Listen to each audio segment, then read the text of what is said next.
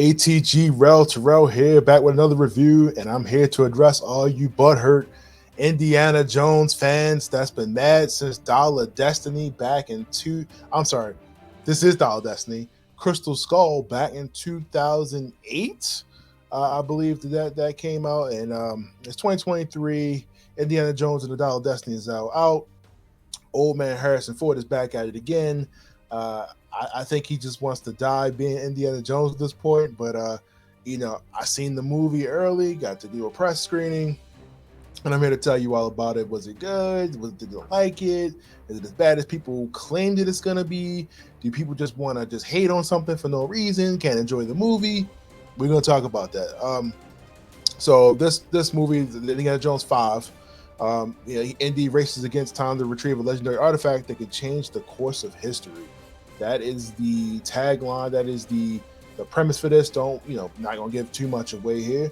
But yeah, I think going to this, and I did see Crystal Skull in the movie theater, and I not being a super huge Indiana Jones fan as most people are, I thought Crystal Skull was cool. It didn't ruin my life. I didn't feel like I needed to, have brain surgery or take my eyes removed, as some people highly exaggerated. Thought it was okay. It didn't really do anything for me. I mean, it seemed like the natural progression of the series. I mean, you go from what was like the Ark of the Covenant and them opening that joint up, and it was Ghost and shit, and the thing. And then people, you bring in aliens. It's like, okay, well, they basically introduced, magic / science, into this, and things that cannot be explained in Indiana Jones.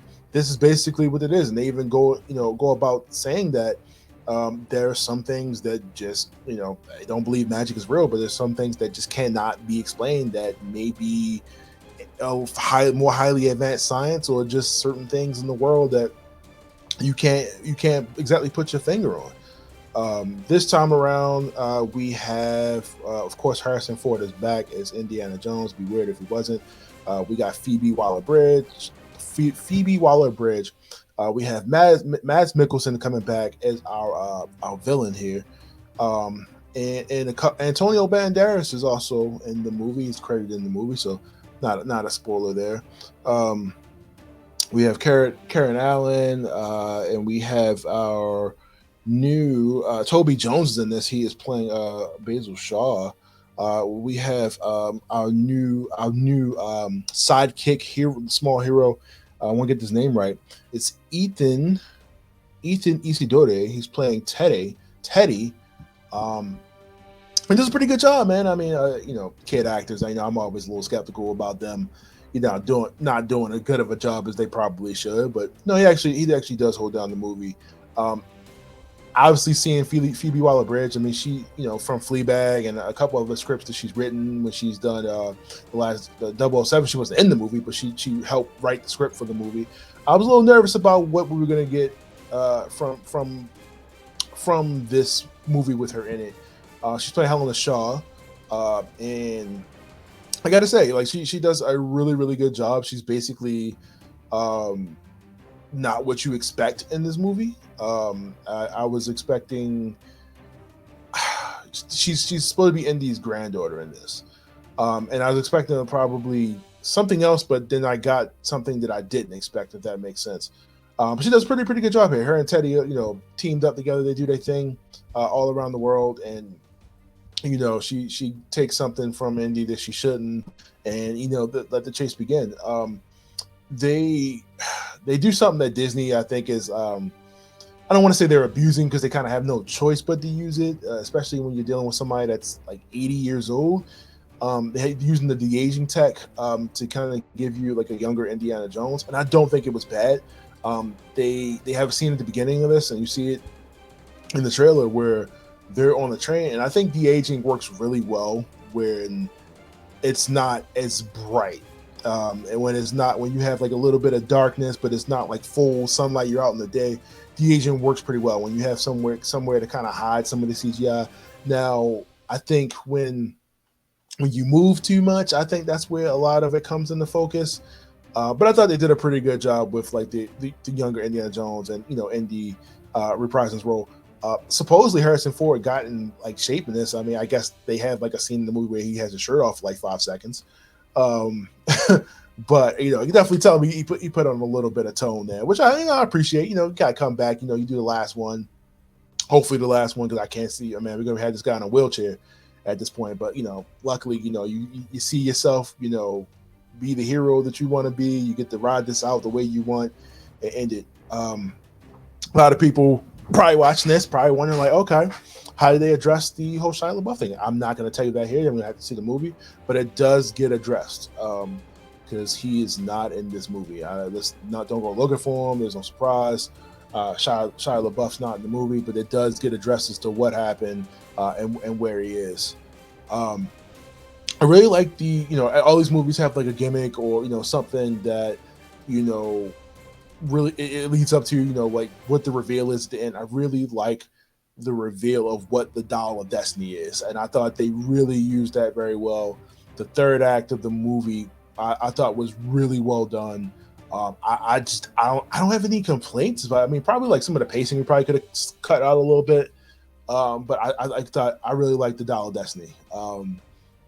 Probably more so than I did like Crystal Skull. But I haven't seen Crystal Skull in like forever though, so I really have no recollection of that movie. So maybe I gotta go back and watch it again and see how I feel about it and see why people were so hurt that they had to tear their eyeballs out in the movie theater. It's not that bad. But like I said, I like the movie. I like the cast here. I think everybody did a good job. Did we need it? Who's to say if you need any sequel past its prime? I mean, we're talking almost 15 years since that last movie came out. But like I said, who's to say when a sequel is past its prime? When's the right time to bring it out? I feel like they've been working on this script for years. They've been talking about this Indiana Jones movie. I feel like it's been in like an infinite hiatus. I'm glad that it's finally here.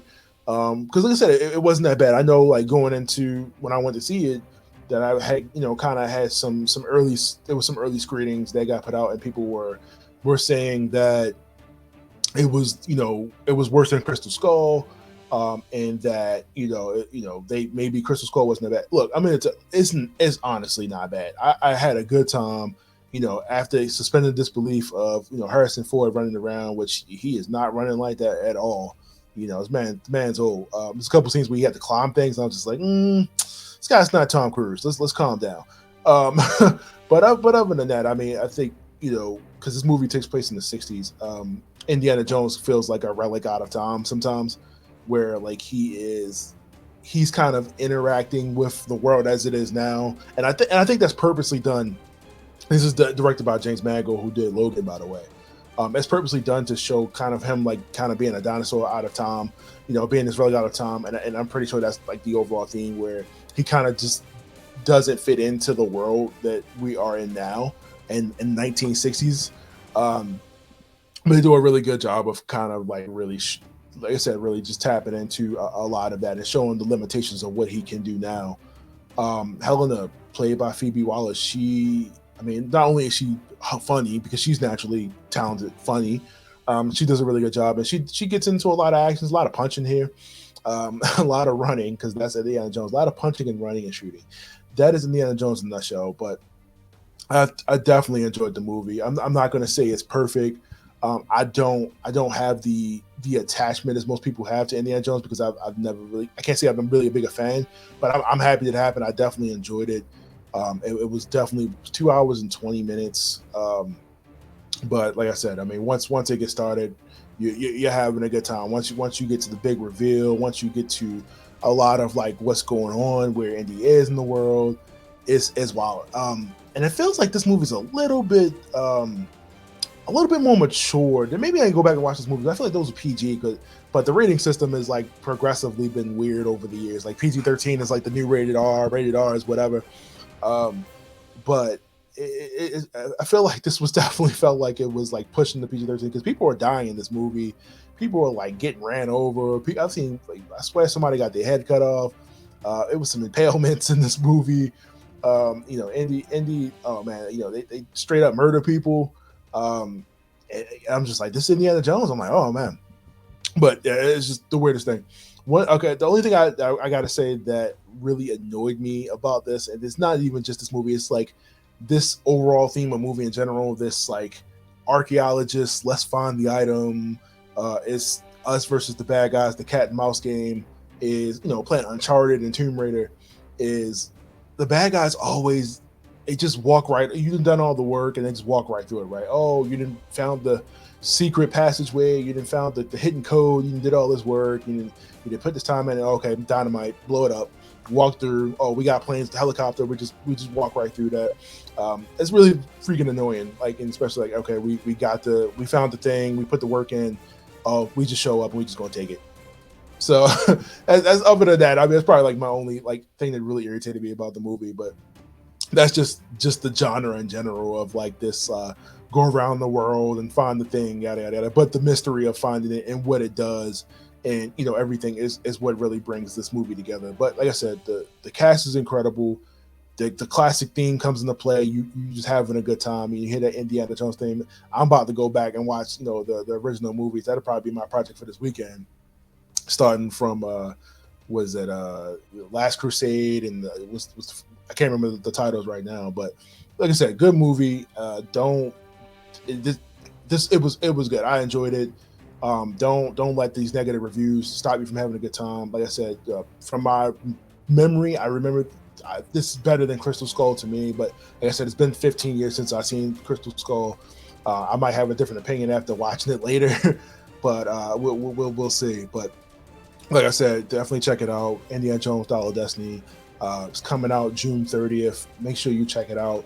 It's definitely worth it. I mean, either way, this is a good closing chapter for Indiana Jones and Harrison Ford in general. I think let's end it and just pass this on to somebody else. This definitely that's what we should have done. We should have had him pass the medal like they were trying to do that last one. But again, that gets addressed in this movie.